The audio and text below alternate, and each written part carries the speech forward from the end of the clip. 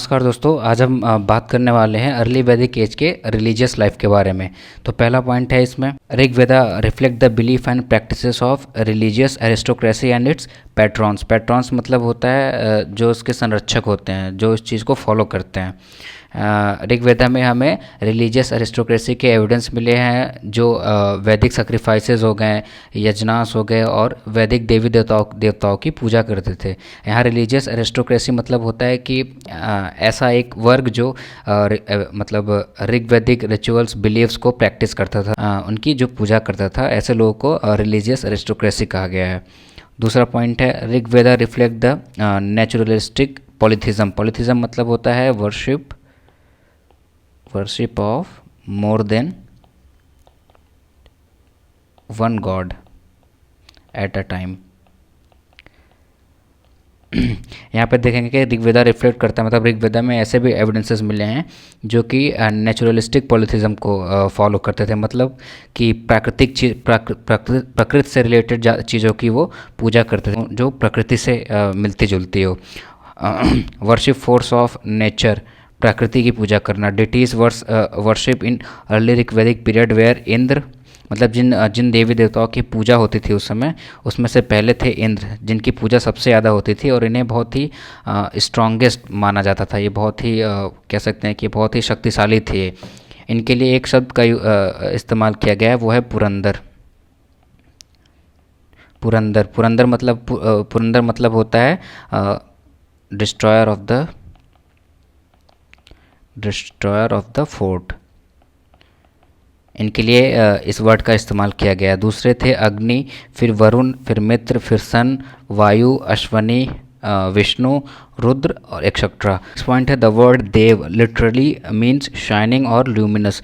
यहाँ ल्यूमिनस का मतलब है प्रकाशवान, मतलब कि जिसके अंदर दैविक शक्तियाँ होती है। इस frequently use for the God, जो कि ईश्वर के लिए इस्तेमाल किया जाता था। फिर नेक्स्ट है, apart from god the Rigveda mention Gandharvas, जिसको सेलेस्टियल बीइंग्स कहते हैं, अप्सरा जिसको सेलेस्टियल निम्स कहते हैं, वाइफ्स ऑफ द गंधर्व। इन जो अप्सराएं थे वो जो हैं वो गंधर्व जो थे उनकी वाइफ थी। फिर malevolent being such as rakshasas, demons, yatudhanas, sorcerers and pishachas, spirit of the dead. गंधर्व हो गए, अप्सराएं हो गई, उसके बाद राक्षस हो गए, सॉर्सरर्स हो गए या पिशाच, इन सभी का भी जिक्र मिलता है। नेक्स्ट पॉइंट है, deities were worship through the prayers and sacrificial rituals, जिसको यजनास कहते हैं। मतलब जिनकी पूजा होती थी, या तो उन्हें प्रेयर पूजा पाठ के थ्रू याद किया जाता था, भगवान की पूजा होती थी, या तो फिर सेक्रीफिशियल रिचुअल्स, मतलब कि जब भी कोई बलि चढ़ाई जाती थी यज्ञ वगैरह में, इस तरह से पूजा पाठ को किया जाता था।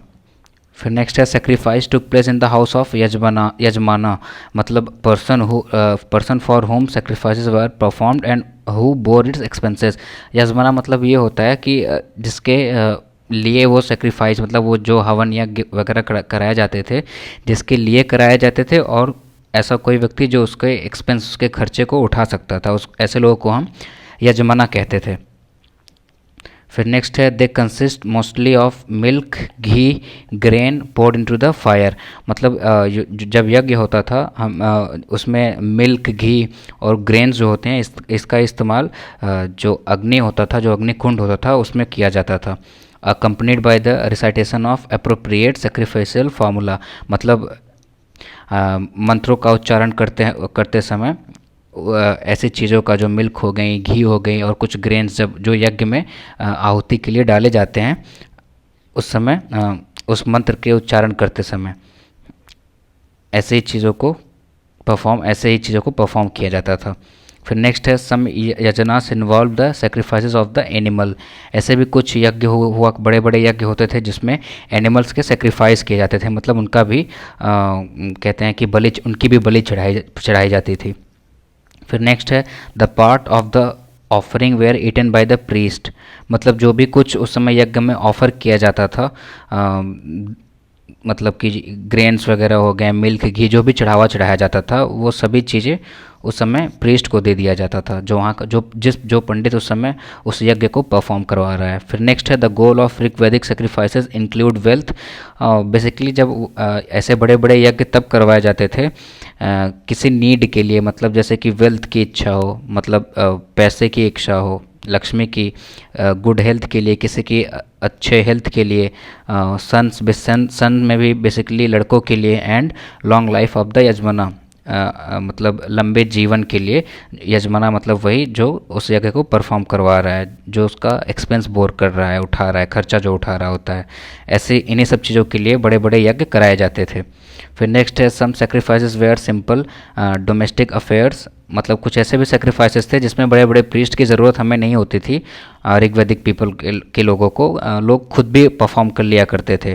Perform by the house holders, मतलब घर के ही लोग परफॉर्म कर लेते थे ऐसे रिचुअल्स को। Other required the participation of ritual specialist, और जो बड़े बड़े यज्ञ करवाए जाते थे, एग्जाम्पल में आप मान सकते हैं कि अश्वमेध जैसे यज्ञ, उसमें बड़े बड़े वैदिक ऋषिज, मतलब बहुत बड़े बड़े जो ज्ञानी होते थे, जो कि इन सब यज्ञों में काफ़ी स्पेशलिस्ट आप कह सकते हैं, वो ऐसे लोग ऐसे यज्ञ को परफॉर्म करवाते थे। फिर नेक्स्ट है 7 type of sacrificial priest were mentioned in the Rigveda, मतलब ऐसे बड़े बड़े यज्ञ करवाने के लिए 7 तरह के जो सेक्रीफाइशियल जो प्रीस्ट होते थे, जो बड़े बड़े महर्षि ऋषि होते थे, उन 7 तरह के ऐसे होते थे, जिसमें पहले थे होत्री, फिर था अधुवर्यु, फिर अग्निध, फिर मैत्र वरुण, फिर पोत्री, फिर नेष्ट्री, फिर ब्राह्मणा। ये 7 ऐसे सेक्रीफिशियल प्रीस्ट हैं जो कि बड़े बड़े यज्ञ को परफॉर्म करवाते थे अर्ली वैदिक एज में। फिर नेक्स्ट चलते हैं प्रीस्ट वेयर गिवन दक्षिणा, मतलब जो यज्ञ परफॉर्म करवाने आते थे, जो प्रीस्ट होते थे, उनको अपनी तरफ से जो यजमाना होता था वो दक्षिणा देता था मतलब यज्ञ करवाने के रिटर्न में। In return for the important duties they performed, मतलब वो वही ड्यूटी जो वो यज्ञ करवा के अपनी इम्पॉर्टेंट ड्यूटी को जो निभा रहे हैं, उसके बदले में उन्हें दक्षिणा दिया जाता था। फिर नेक्स्ट है Rigveda does not mention any temple.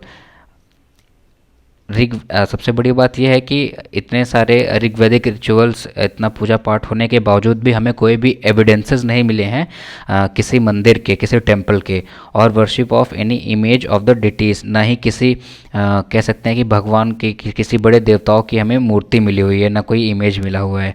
Which were an important aspect of popular Hinduism of later times.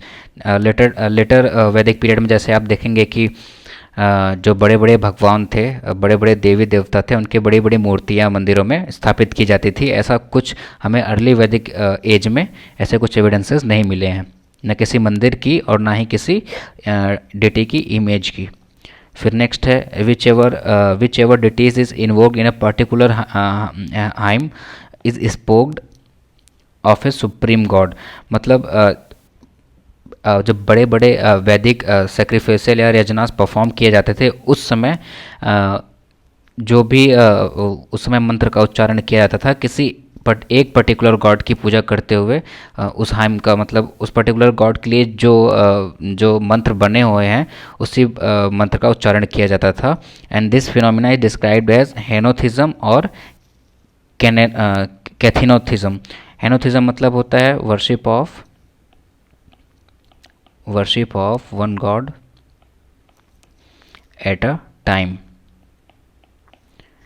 देखिए इसका मतलब ये हुआ कि जब बड़े बड़े यज्ञ परफॉर्म किए जाते थे उस समय, तो जो मंत्र उस समय उच्चारण किया जाता था बड़े बड़े प्रीस्ट के द्वारा, वो मंत्र किसी एक गॉड के लिए होता था। जैसे कि सबसे ज़्यादा हमें ऋग्वेदा में जो मंत्र मिले हुए हैं, हाइम्स मिले हुए हैं, वो खासकर हमें इंद्र भगवान के लिए मिले हुए हैं, जिनकी पूजा सबसे ज़्यादा की जाती थी।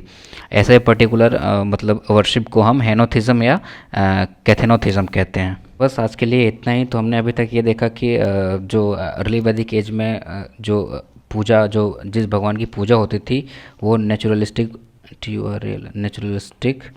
गॉड की पूजा होती थी, मतलब जो नेचर से जुड़े हुए थे, जैसे अग्नि हो गए, इंद्र हो गए, वरुण हो गए, वायु हो गए, ऐसे भगवान की पूजा की जाती थी, जिसमें इंद्र सबसे ज़्यादा मोस्ट इम्पॉर्टेंट थे और प्रेयर करने का तरीका क्या था? प्रेयर किया जाता था या तो सेक्रीफाइसेस कराए जाते थे, सेक्रीफाइसेस किए जाते थे। और जो यज्ञ परफॉर्म करवाता था उसे हम यजमाना कहते थे।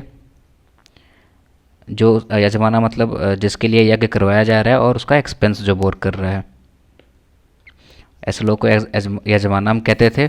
और जो उस समय जो वैदिक प्रीस्ट उस समय परफॉर्म करवाते थे यज्ञ, उनको दक्षिणा दिया जाता था अपना वैदिक मतलब वैदिक यज्ञ करवाने के बाद। है कि अर्ली ऋग्वैदिक एज में हमें किसी टेम्पल या किसी बड़े इमेज, किसी बड़े जो समय के गॉड थे उनकी कोई डिटी नहीं मिली हुई है, कोई इमेज नहीं मिला हुआ है।